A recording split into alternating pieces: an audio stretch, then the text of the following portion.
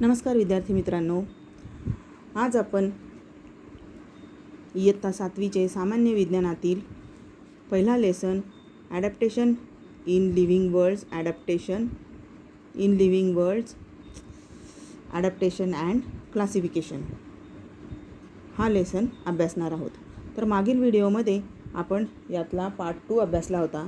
त्यामध्ये आपण बघितलं होतं की adaptation in snowy region plants, त्याचप्रमाणे डेझर्ट प्लांट्स, नंतर ग्रासलँड प्लांट्स, अशा प्रकारचे ॲडॅप्टेशन बघितले. त्यानंतर adaptation for injection of food in plants म्हणजेच वनस्पतींमधील अनुकूलन आपण अभ्यासले होते.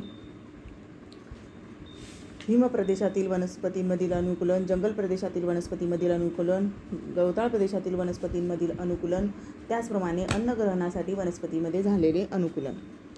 आज आपण या चॅप्टरचा 3rd पार्ट अभ्यासणार आहोत, ॲडॅप्टेशन इन ॲनिमल्स म्हणजेच प्राण्यांमध्ये झालेले अनुकूलन. Make a list of animals in your surrounding. Compare the diversity of animals listed by your friends with your list. मग तुमचा मित्र आणि तुम्ही दोघं मिळून तुमच्या परिसरात आढळणाऱ्या प्राण्यांची लिस्ट करायची आहे आणि ती आपसात कंपेअर करायची आहे. फॉर एक्झाम्पल, तुम्ही जर तुमच्या एरियामध्ये नंतर डॉग्स यांची लिस्ट केली तर त्यांच्यामध्ये काय व्हरायटी येते, काय डायव्हर्सिटी दिसून येते ते तुम्ही अभ्यास करायचा आहे, निरीक्षण करायचं आहे. डिस्कस द हॅबिटॅट्स म्हणजे तो कुठे राहतो, नंतर फूड हॅबिट्स काय खातो, कॅरेक्टरिस्टिक्स ऑफ बॉडी स्ट्रक्चर त्याच्या शरीराची रचना, लाईक व्हर्टिब्रल कॉलम आहे की नाही, विंग्ज पंख आहेत की नाही, गिल्स कल्ले आहेत की नाही, टेल आहे की नाही, अशा प्रकारे तुम्ही एक चार्ट प्रिपेअर करायचा आहे. तुमचा एक्सपेरिमेंट बुकमध्ये तुम्हाला हा चार्ट लिहायचा आहे.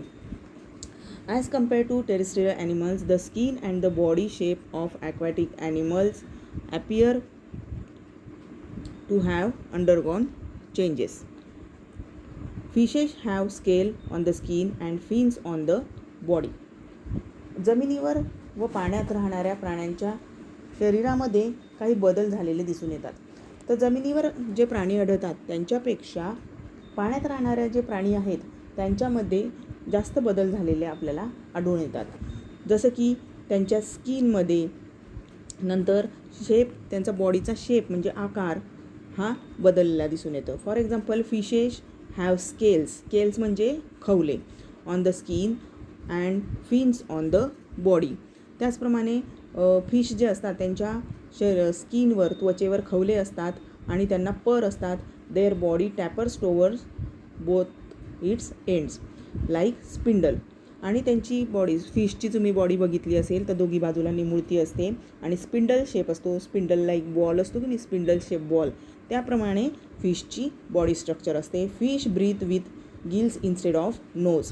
आणि तो नाकाने श्वसन करत नाही तर तो गिल्सने म्हणजे कल्ल्याने श्वसन करत असतो. Their eyes have transparent eyelids. आणि त्याच्या पापण्या या पारदर्शक असतात.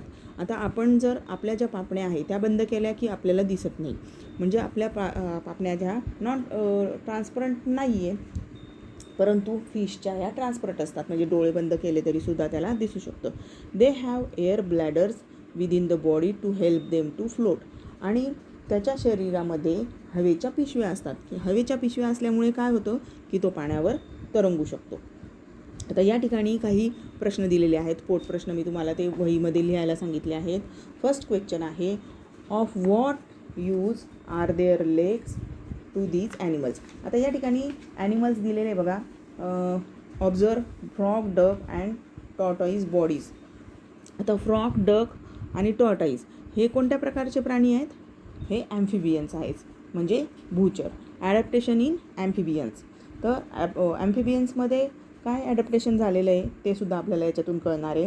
What use are there legs to these animals. ह्या ॲनिमल्सच्या लेग्सचा त्यांना काय उपयोग होतो, म्हणजे फ्रॉगचा, डकचा लेग्सचा काय उपयोग होतो, तर they use their legs for locomotion and स्विमिंगसाठी आणि लोकोमोशन म्हणजे स्थलांतर करण्यासाठी त्यांना त्यांचा लेग्सचा उपयोग होतो. What helps for frog to breathe under water. जर अंडर वॉटर असेल फ्रॉग बेडूक हा जर पाण्याच्या मध्ये असेल तर तो श्वसन कशाच्या साहाय्याने करतो? It breathes with the help of स्किनच्या साहाय्याने म्हणजे त्वचेच्या साहाय्याने तो श्वसन करत असतो. Of what use are the long hind legs of फ्रॉगचे जे मागचे लेग्स असतात ते खूप लांब असतात. तर हे लांब लेग त्याला काय उपयोग आहे? Its hind legs for jumping when in water. The same leg are use for swimming as oars. मग हे लेग्स जे आहे ते स्विमिंग करण्यासाठी, त्याचप्रमाणे लांब उडी मारण्यासाठी त्याला उपयोग पडतात.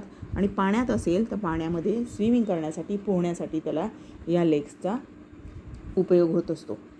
Y doesn't a duck get wet in water? Duck आता पूर्ण वेळ पाण्यात असतो, पाण्यात पोहत असतो, तरीसुद्धा तो ओला का होत नाही?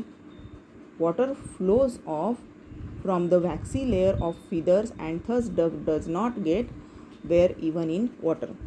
डकच्या जे पिसं असतात त्याच्यावर व्हॅक्सी लेअर असते. जसे की आपण बघितलं लोटस प्लांटच्या लिव्जवर सुद्धा व्हॅक्सी लेअर असते. म्हणून लोटस प्लांट हे ॲक्वॅटिक प्लांट आहे, म्हणून त्याच्यावर सुद्धा पाणी टिकून राहत नाही.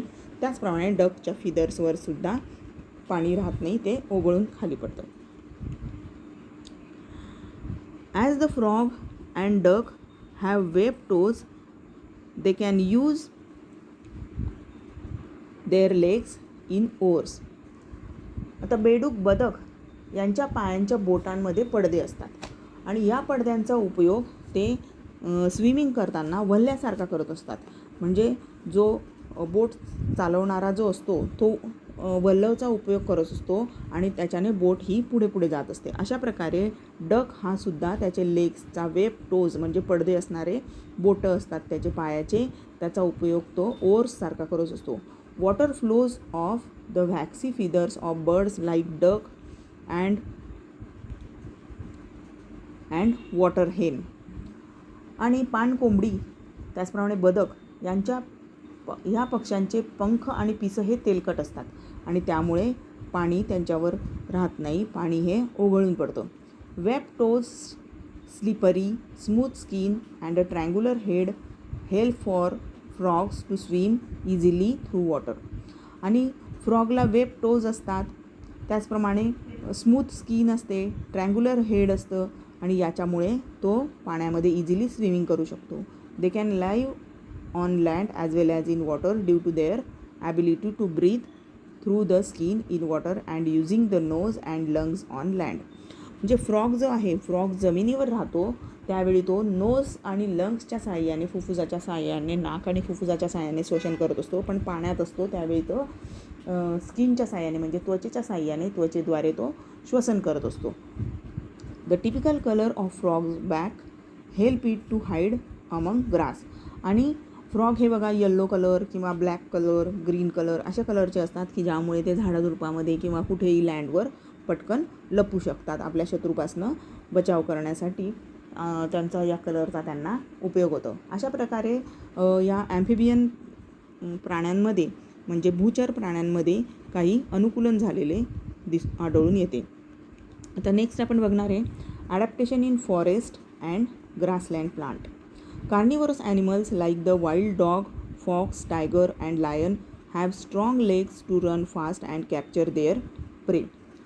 जंगली कुत्रा, वाघ, सिंह यासारखे जे मांसाहारी प्राणी आहेत त्यांचे पाय हे कसे असतात? मजबूत असतात. स्ट्रॉंग लेग म्हणजे मजबूत पाय असतात. To run fast and capture their प्रे.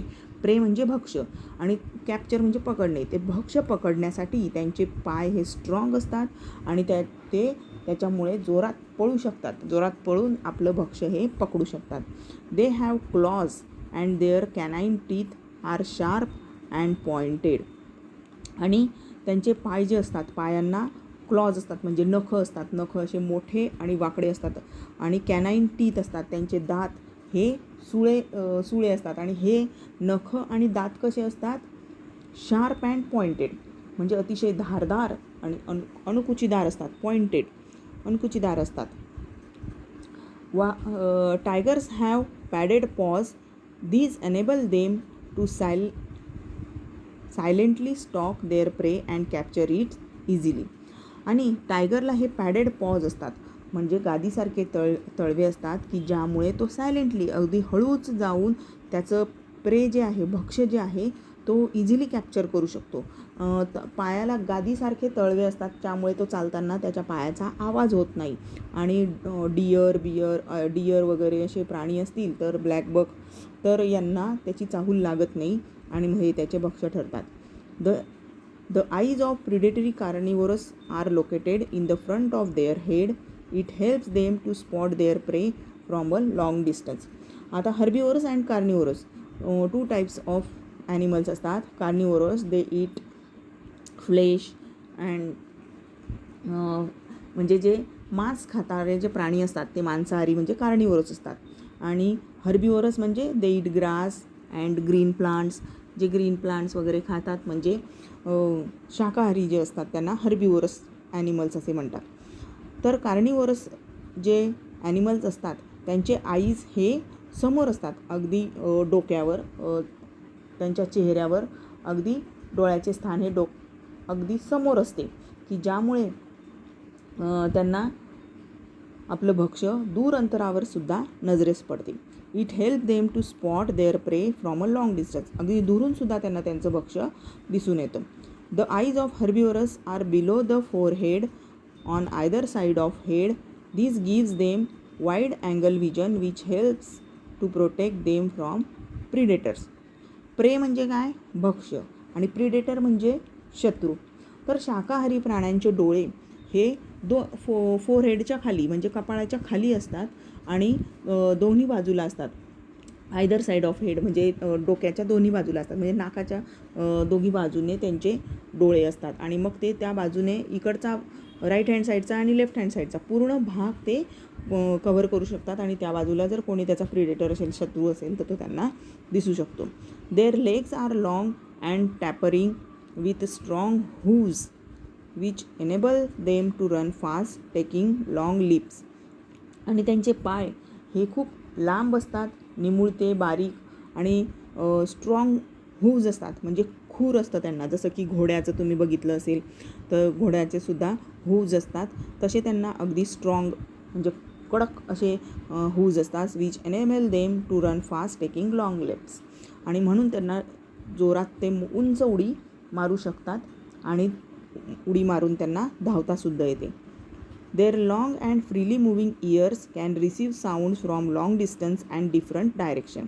आणि त्यांचे कान बघा, कुत्र्याचे, डिअरचे तुम्ही बघाल तर ते मूवेबल असतात, म्हणजे ते हलत असतात आणि लांब लांब कान असतात, मोठे कान असतात की ज्यामुळे ते दूर अंतरावरचा आवाजाचा वेध घेऊ शकतात. आणि लाँग डिस्टन्सवर त्यांचं प्रिडेटर असेल तर त्यांना ते कळू शकतो आवाजाने. Deer and black bucks have colour that merge with their surrounding. Black buck म्हणजे काळवीट, डिअर म्हणजे हरिण. हरिण आणि काळवीट यांचा रंग तुम्ही बघितला असेल. डिअरचा जो असतो येलो आणि ब्लॅक स्पॉट असतात, थोडा येलो ब्लॅकिश असतो. आणि काळवीट जे असतं, ब्लॅक बक जे असतं ते ब्लॅक कलरचं असतं. आणि त्याचे शिंगसुद्धा अगदी फांद्यांसारखे असतात, त्यामुळे ते सराउंडिंगमध्ये झाडामध्ये लपले तरी पटकन दिसून येत नाही. Their teeth are strong for chewing tough plant material.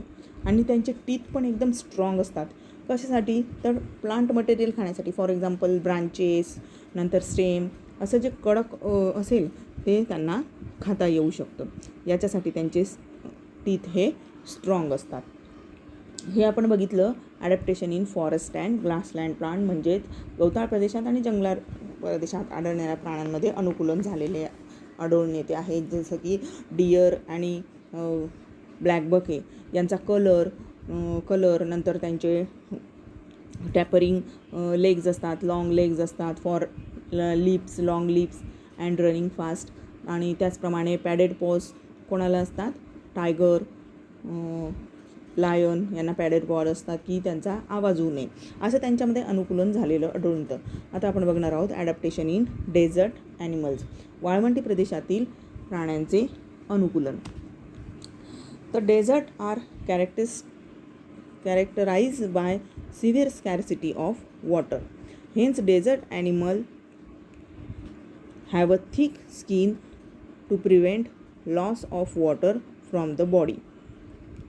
आता डेझर्टमध्ये पाण्याची स्कॅरसिटी ऑफ वॉटर म्हणजे पाण्याची तीव्र अगदी कमतरता असते आणि म्हणूनच डेझर्टमध्ये आढळणारे जे प्राणी आहे त्यांची स्किन कशी असते, थिक असते. फॉर एक्झाम्पल, आता हा क्वेश्चन नेहमी विचारला जातो, why is camel called the ship of desert. परीक्षेत हा प्रश्न नेहमी विचारला जातो की त्याला शीप ऑफ डेझर्ट म्हणजे वाळवंटातले जहाज असं का म्हणतात. The skin of camel is thick, त्याची स्किन कशी असते, जाड असते. The legs are long with cushion soles, आणि त्याचे लेग्सला कुशन सोल्स असतात. बघा या ठिकाणी तुम्हाला दिसेल की कुशन सोल्स असतात म्हणजे गादीसारखे जाड तळवे असतात, त्यांचे पसरट असतात आणि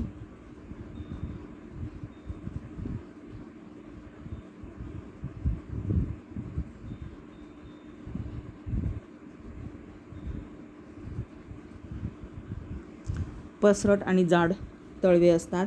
त्याचप्रमाणे there is a fold of skin for protection of nostrils, आणि त्याचे नॉस्ट्रिल्स जे आहे नाकावर असा बारीकसा पडदा असतो की ज्यामुळे ते त्याचे नॉस्ट्रिल्स नाकाच्या छिद्रांचं याचं सनपासनं संरक्षण होण्यासाठी, हीटपासनं संरक्षण होण्यासाठी त्याच्या नाकावर बारीक असा स्किनचा फोल्ड असतो.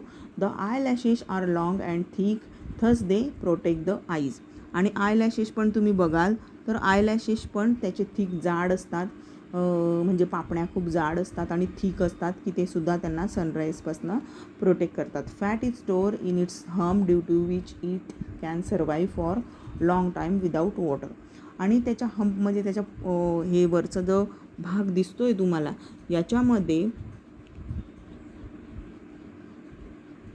याच्यामध्ये फॅट स्टोअर केलेलं असतं की ज्यामुळे त्याला काही अन्न नाही मिळालं तरी तो फॅटच्या साह्याने जीवन जगू शकतो. आणि वॉटरची सुद्धा बॅग असते, ती वॉटरची बॅगमधनं तो लागेल तसं वॉटर तो यूज करत असतो. Due to all such adaptation camel becomes most suitable to walking in the desert, आणि असं सगळं ॲडॅप्टेशन असल्यामुळे, असं सगळं अनुकूलन त्याच्यामध्ये घडल्यामुळे तो वाळवंटी प्रदेशात सहजपणे राहू शकतो. त्याचप्रमाणे rat, snake, spiders, lizard in desert live in deep burrows during day time and are active at night. त्याचप्रमाणे वाळवंटी प्रदेशात काय कुठले प्राणी आढळतात अजून, तर उंदीर, साप, कोळी, सरडे हे प्राणीसुद्धा डेझर्टमध्ये आढळतात, आणि ते रात्री खोल बीळ करून त्यामध्ये रात्री डे टाईमला ते मध्ये बिळामध्ये राहतात, बरोजमध्ये राहतात त्यांच्या, आणि नाईटला ते ॲक्टिव्ह होत असतात, म्हणजे नाईटला ते बाहेर पडतात. अशा प्रकारे आपण अशा वाळवंटी प्रदेशातील अनुकूलन आता आपण अभ्यासलं. तर नेक्स्ट आपण अभ्यासणार आहोत adaptation in animals of snowy region, म्हणजेच हिमप्रदेशामध्ये झालेले प्राण्यांमधील अनुकूलन. From the internet download images of animals like yak, polar bear, white fox, silver fox, mountain goat, Siberian husky dog and snow leopard. इंटरनेटवर तुम्ही सर्च करू शकता की हे प्राणी तर तुम्ही बघितलेले नसतील तर हे प्राणी कसे दिसतात हे तुम्ही बघू शकता. या ठिकाणी चित्रामध्ये आपल्याला दिसून राहिलं याक आहे आणि व्हाईट बियर. आपल्याला हे दोन चित्र आपल्याला पुस्तकात ऑलरेडी दिलेले आहेत, म्हणजे ध्रुवीय अस्वल पांढरा कोल्हा, नंतर माउंटन गोट म्हणजे पर्वतीय शेळी, नंतर पोलर बियर म्हणजे चंदेरी व्हाईट रंगाचा जो कोल्हा असतो तो, नंतर husky dogs and snow leopards म्हणजे बिबट्या, पांढऱ्या रंगाचा बिबटासुद्धा हिमप्रदेशामध्ये आढळून येतो. A white or silver body colour, long thick hair on the skin are typical characteristics of animals of snowy region. How are these useful to them. हिमप्रदेशात राहणारे हे जे प्राणी आहे या सर्व प्राण्यांच्या अंगावर लांब आणि दाट केस असतात की ज्यामुळे त्यांचं स्नोफॉलपासनं त्यांचं संरक्षण होतं आणि थंडीपासूनसुद्धा त्यांचं संरक्षण होत असतं. त्याचप्रमाणे व्हाईट कलर असतो त्यामुळे ते स्नोमध्ये पटकन दिसून येत नाही. अशा प्रकारे त्यांच्यामध्ये ॲडॅप्टेशन झालेलं आपल्याला दिसून येतं.